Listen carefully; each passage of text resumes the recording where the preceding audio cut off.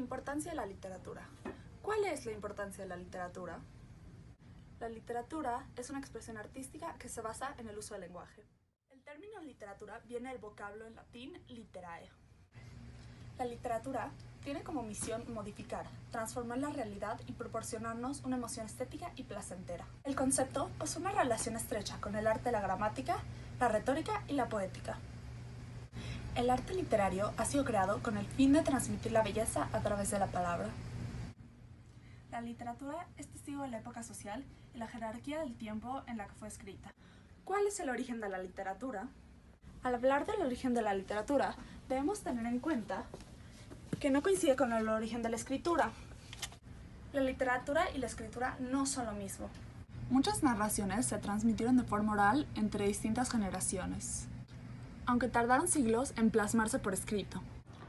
Otros textos conocidos que podrían incluirse como las primeras obras de la literatura son el Pentateuco de la Biblia del siglo X a.C. y las obras famosas de Homero del siglo VIII a.C. Sin embargo, hay sospechas de que esas historias fueron transmitidas de forma oral, por lo que su fecha de origen aproximada estaría situada en la Edad de Bronce.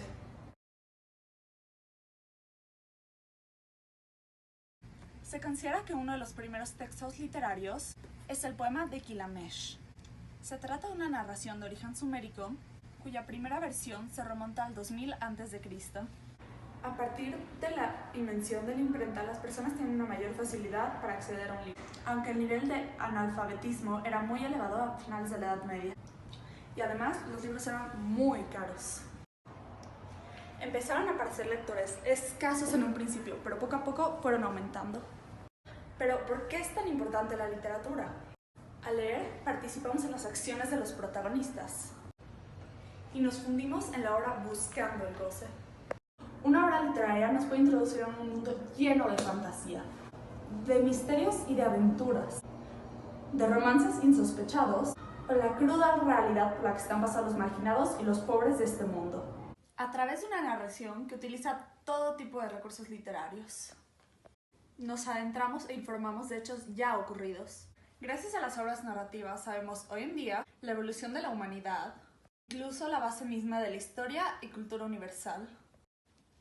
Cada libro tiene su enfoque y su perspectiva, que nos puede resultar más o menos fácil de entender y extraer todo el saber que lleva dentro.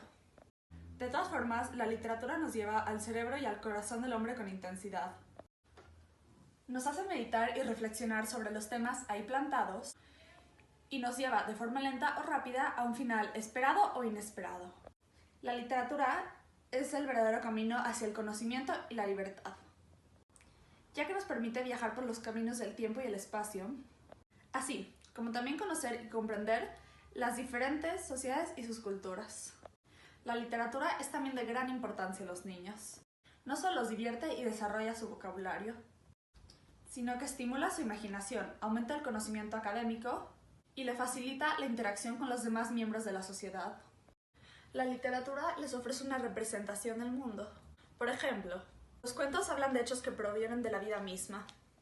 Los cuentos son la representación de acciones y sentimientos de la realidad, de la imaginación y de la manera de entender al mundo y al ser humano.